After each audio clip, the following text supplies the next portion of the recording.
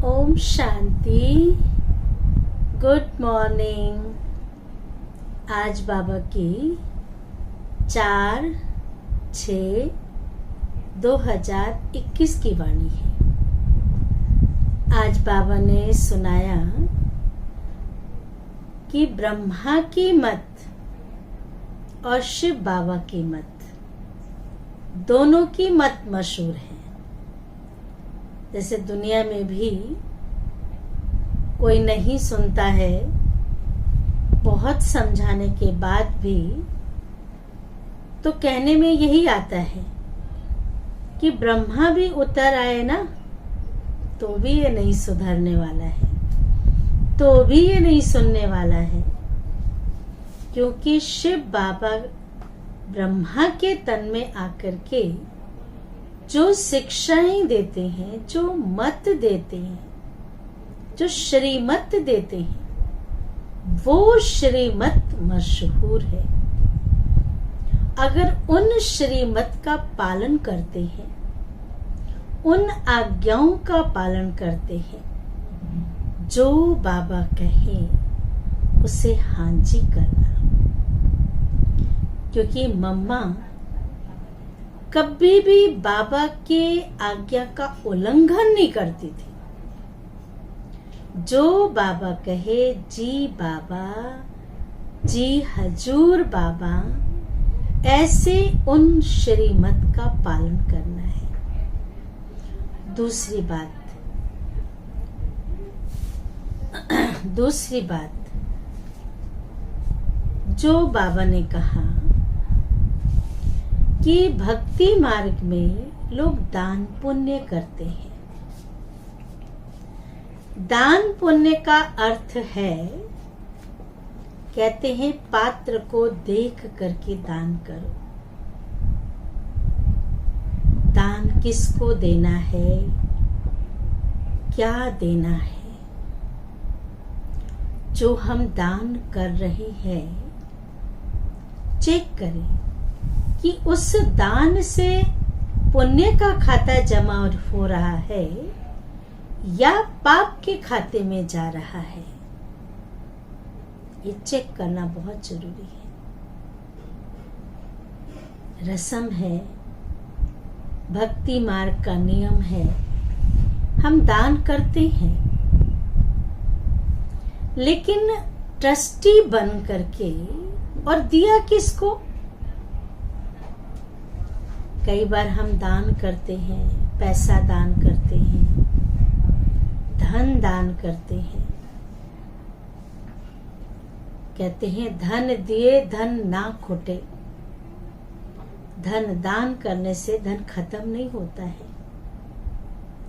लेकिन अगर हमने किसी को दान किया, पैसा दिया, और वो उस पैसे से जाकर के शराब पी लिया, और शराब पीने के बाद वो जाकर के किसी का खून कर दिया, तो पाप का भागी कौन बना? लेने वाला या देने वाला? अगर हम उसे पैसे नहीं देते, शराब नहीं पीता, किसी का खून नहीं करता, तो वो पाप किसका बनता या पुण्य किसका बनता? इसलिए कहते हैं पात्र को देख करके दान करो। ऐसे आंख बंद करके दान नहीं करो। और दान उसे कहा जाता है कि एक हाथ से दो और दूसरे को पता भी ना चले। कहते हैं कर्ण एक बार भोजन कर रहे थे, तो भोजन करते करते कोई मांगने वाला आ गया, तो उन्होंने उल्टे हाथ से उसको दान कर दिया। किसी ने कहा उल्टे हाथ से दान नहीं किया जाता है, सीधे हाथ से करते हैं। कर्ण ने बहुत सुंदर जवाब दिया। उसने कहा जब तक मैं उठ करके हाथ धुलाई करता, इतनी ही दूरी में मेरे विचार बदल जाते, तो मैं वो जो दान कर रहा हूं उस दान से, उस पुण्य से वंचित रह जाता। सोचो और करो। हम सोचते बहुत हैं और करते कम हैं। कोई भी कार्य के लिए सोचते जाते हैं और जब करने की बारी आती है तो कम करते हैं। यहाँ पर भी बाबा ने कहा कि जो हम शिव बाबा ने इनडायरेक्ट भक्ति मार्ग में भी हम भगवान के अर्थ दान पुण्य करते हैं, इंश्योर करते हैं कि भगवान ये तन मन धन ये सब कुछ तेरा, और एक जन्म दे करके जब भक्ति मार्ग में दान करते हैं तो हमें दूसरे जन्म में उसका फल मिलता है। लेकिन यहाँ हम डायरेक्ट परमात्मा को दान करते हैं और दान भी नहीं करते हैं। हम देते क्या है? हमारे पास है क्या? भगवान ने कहा जो आपके पास है वो मुझे दो, बाहर की चीजें नहीं। ये जो तुम धन दौलत देते हो ना, ये सब ये रह जाएगा। अपने 5 खोटे सिक्के दे दो, 5 विकार मुझे दान में दे दो, लेकिन वो हम नहीं देते हैं। उसको तो संभाल के रखते हैं। काम, क्रोध, लोभ, मोह, अहंकार जो हमें परेशान करते हैं, समय प्रति समय हमें दुखी करते हैं। ना केवल हमें, पर हमारे संपर्क में जो भी आते हैं उन विकारों के कारण दूसरे भी परेशान होते हैं। तो बाबा ने कहा अगर तुम्हें दान करना है, तुम्हें इंश्योर करना है कि बाबा सबसे बड़ा ट्रस्टी है, शिव बाबा सबसे बड़ा ट्रस्टी है। बाबा को कोई इच्छा नहीं है कि बच्चे मुझे दें तो मैं दूं। लौकिक माता पिता को भी एक कहीं न कहीं सूक्ष्म में संकल्प होता है कि मेरे बच्चे मेरे लिए करेंगे, या मैं बच्चों के लिए कर रहा हूं तो वो हमारे लिए करेंगे। लेकिन शिव बाबा तो निस्वार्थी है, बाबा को कोई स्वार्थ नहीं है। तो बाबा ने कहा जो तुम यहाँ इंश्योर करते हो परमात्मा के घर में, ईश्वरीय भंडारी में, ईश्वरीय खजाने में जो तुम जमा करते हो वो तुम्हें 21 जन्मों के लिए मिल जाता है, इंश्योर हो जाता है। और वो 21 जन्म ही नहीं, सतयुग त्रेता तक तो होता ही है, पर द्वापर कलयुग में भी वो दुनिया की तरह हम उनसे सेफ रहते हैं। इसलिए बाबा ने कहा दान और पुण्य 2 चीजें हैं। बाबा कहते हैं मैं कोई तुम्हारा सुख नहीं भोगता हूँ, मैं कोई तुम्हारे पैसे यूज नहीं करता हूँ, मैं तुम्हारा कोई घर यूज नहीं करता हूँ, लेकिन जो कुछ करते हो वो ईश्वरीय बैंक में, ईश्वरीय खाते में, ईश्वरीय घर में डायरेक्ट जमा करते हो, जो तुम्हें सूद ब्याज जोड़ करके मिलता है। तो अभी हम सुनेंगे बाबा की वाणी। सार है मीठे बच्चे शिव बाबा और ब्रह्मा बाबा, शिव बाबा और ब्रह्मा बाबा दोनों की मत मशहूर है। तुम्हें दोनों की मत पर चलकर अपना कल्याण करना है। शिव बाबा जो ब्रह्मा बाबा बोल रहे हैं, शिव बाबा ब्रह्मा बाबा के द्वारा बोल रहे हैं। वही श्रीमत है, वही आज्ञा है। उसको समझ करके चलेंगे तो अपना ही कल्याण है। प्रश्न है, नंबर 1 ट्रस्टी कौन है और कैसे? जिसका बहुत सुंदर जवाब है, शिव बाबा है नंबर 1 ट्रस्टी। उसमें बिल्कुल आसक्ति नहीं है। नंबर 1 ट्रस्टी है, उनमें कोई आसक्ति नहीं। भक्ति मार्ग में भी तुम उनके अर्थ, ईश्वर अर्थ करते हैं ना, उनके अर्थ जो भी दान पुण्य आदि करते हो, वह इन सब इंश्योर हो जाता है। जो हम करते हैं, इनडायरेक्ट करते हैं, वो सब इंश्योर हो जाता है, जिसका फल दूसरे जन्म में मिलता है। अभी भी जो बाप के अर्थ अपना सब कुछ इंश्योर करते हैं, बाप के अर्थ अपना सब कुछ इंश्योर करते हैं, उनका पूरा रिटर्न बाप देता है। जो दिया उसका पूरा रिटर्न बाप देता है, क्योंकि बाबा कहते, मैं खुद तो सुख भोगता नहीं हूं। बाबा तो अभोक्ता है, उसे शरीर ही नहीं है। मैं तो सुख भोगता नहीं हूं, मैं तुम्हारा लेकर क्या करूंगा? सोचिए, भगवान कह रहे हैं कि मैं तुम्हारा लेकर के क्या करूंगा?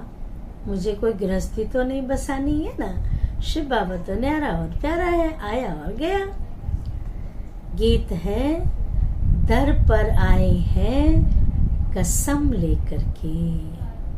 बाबा के घर में आए, एक संकल्प लेकर के, कसम लिया, बाबा तेरे सिवाय और कोई नहीं। धारणा के लिए मुख्य सार है, पहला, इस ड्रामा की हर सीन साक्षी होकर के देखना है। ड्रामा की हर सीन साक्षी होकर देखना है, क्योंकि बनी बनाई बन रही, क्योंकि बनी बनाई बन रही है। अब नया कुछ बनने को नहीं है, अब कुछ नया नहीं बनना है। जो हुआ है वही रिपीट हो रहा है। कभी किसी बात में संशय नहीं उठाना है। जो हुआ ड्रामा, जो हुआ था वही रिपीट हो रहा है। कुछ नया तो है ही नहीं जिसके लिए हम सोचे, विचार करें, चिंतन करें, किसी को दोषी बनाए। तो बाबा ने कभी किसी बात में संशय नहीं उठाना है। दूसरी पॉइंट है, बाप इंश्योरेंस मैग्नेट है, चुंबक है। इसलिए तन मन धन बाप की सर्विस में सफल कर। पूरे 5000 वर्ष के बाद ये एक चांस मिलता है सफल करने का। सर्विस में सफल कर अपना भविष्य बनाना है।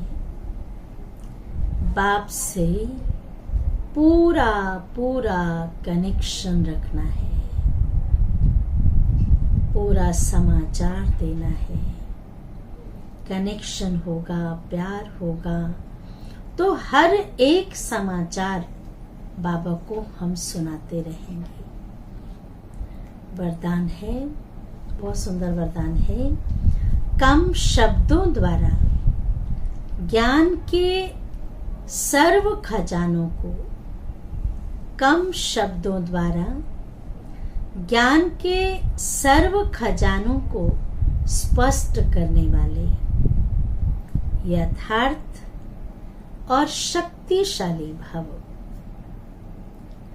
विस्तार है, कोई भी चीज जितनी अधिक शक्तिशाली होती है उतनी उसकी क्वांटिटी कम होती है। जितनी शक्तिशाली उतनी उसकी क्वांटिटी कम होती है। ऐसे ही जब आप ये पॉइंट ध्यान से सुनिएगा, ऐसे ही जब आप अपनी निर्माण स्थिति में स्थित हो, बाबा कहते हैं ना अशरीरी बन जाओ, वाणी से परे चले जाओ। जब निर्माण स्थिति में स्थित हो फिर वाणी में आएंगे तो शब्द कम लेकिन यथार्थ और शक्तिशाली होंगे। बाबा की याद में योग से अगर आपका कनेक्शन जुड़ा हुआ है तो आप बहुत विस्तार की बातें नहीं करेंगे, व्यर्थ बातें नहीं करेंगे, बहुत नपी तुली हुई और मुख्य पॉइंट ही बोलेंगे। बहुत गपशप करने का दिल भी नहीं करेगा, ऐसा लगेगा बस शांत। तो बाबा ने कहा, एक शब्द में हजारों शब्द, एक शब्द में हजारों शब्दों का रहस्य समाया हुआ होगा, जिससे व्यर्थ वाणी ऑटोमेटिकली समाप्त हो जाएगी। जो व्यर्थ बोलने की आदत है ना, फजूल बोलने की आदत है ना, वो अपने आप समाप्त हो जाएगी। नपे तुले शब्द बोलेंगे। एक शब्द से ज्ञान के सर्व खजानों को स्पष्ट कर सकेंगे। बाबा कहते ना, बच्चे मन मना मत अजीब, मुझे याद करो, बरसे को याद करो, विस्तार समाप्त हो जाएगा। स्लोगन है, दिल से बाबा कहना। दिल से बाबा कहना अर्थात खुशी और शक्ति की प्राप्ति करना। बाबा शब्द है ही एक आकर्षण चुंबकीय।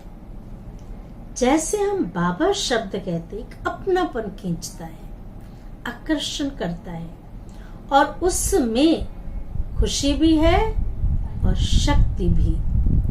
बाबा को याद करने से दो चीजें प्राप्त होती है, खुशी और शक्ति। ये तब होती है जब हम दिल से बाबा कहते हैं। अच्छा, ओम शांति, ओम शांति, ओम शांति।